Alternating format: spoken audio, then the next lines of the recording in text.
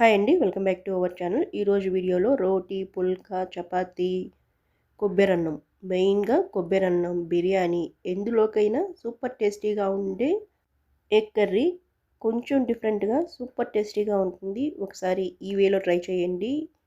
ఈ egg curry కోసము నేనిక్కడ ఒక 5 ఎగ్స్‌ని తీసుకున్నాను. ఈ ఎగ్స్‌ని ముందుగా ఉడికించుకున్న తర్వాత నేనిక్కడ చూపిస్తున్న విధంగా ఇలా 4 ఘాట్లను పెట్టుకోండి. ఇలా 4 ఘాట్లు ఇలా అయినా లేదంటే 4 సైడ్స్ అయినా ఎలాగైనా కానీ ఇలా ఘాట్లు పెట్టుకున్న తర్వాత మిగతా గుడ్లను కూడా అన్నిటినీ ఇలానే ఘాట్లు పెట్టుకున్న తర్వాత ఇప్పుడు స్టవ్ మీద ప్యాన్ పెట్టుకొని ప్యాన్లో 1 టేబుల్ స్పూను ఆయిల్ని వేసుకోండి. ఈ ఆయిల్ కొంచెం వేగిన తర్వాత పావు టేబుల్ స్పూన్ పసుపు, పావు టేబుల్ స్పూన్ కారం, పావు టేబుల్ స్పూన్ కంటే కొంచెం తక్కువలో మిరియాల పొడి, పావు టేబుల్ స్పూను సాల్ట్.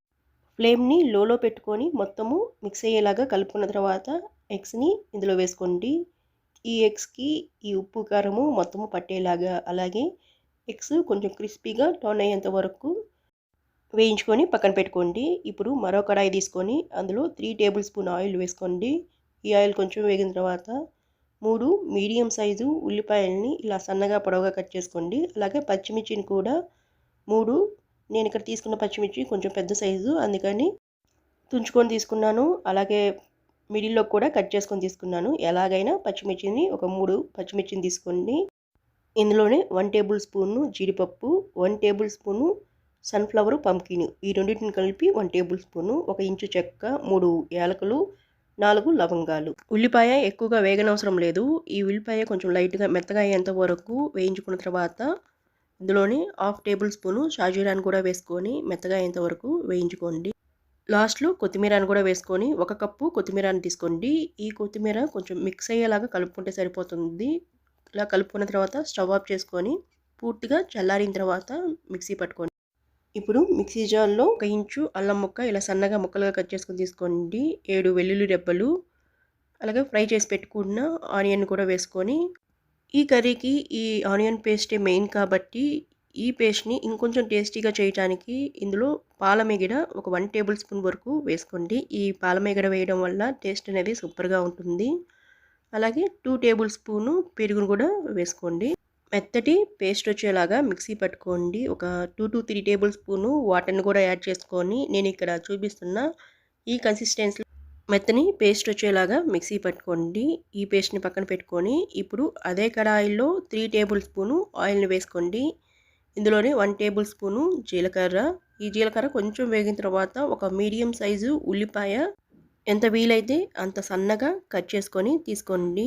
ఈ ఉల్లిపాయ లైట్ గోల్డెన్ కలర్ వచ్చేంత వరకు వేయించుకోవాలి. అలా వేయించుకుంటేనే తినేటప్పుడు కొంచెం క్రిస్పీగా తగులుతూ టేస్ట్ అనేది బాగుంటుంది. ఇలా లైట్ గోల్డెన్ కలర్ వచ్చేంత వరకు వేయించుకున్న తర్వాత మిక్సీ పట్టుకున్న పేస్ట్ని కూడా వేసుకొని ఈ పేస్ట్ నుండి లైట్గా ఆయిల్ రిలీజ్ అవ్వాలి. అలా రిలీజ్ అయ్యేంత వరకు మీడియం ఫ్లేమ్లో ఇలా కలుపుతూ ఉండండి. ఇలా లైట్గా ఆయిల్ రిలీజ్ అయిన తర్వాత ఇందులో 1 టేబుల్ స్పూను కారం, 1/2 టేబుల్ స్పూను పసుపు, కారము మీ స్పైసీకి తగ్గట్టుగా వేసుకోండి.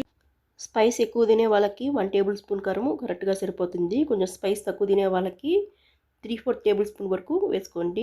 1/2 టేబుల్ స్పూన్ పసుపు, 1 tablespoon salt, 1 tablespoon ధనియా పౌడరు.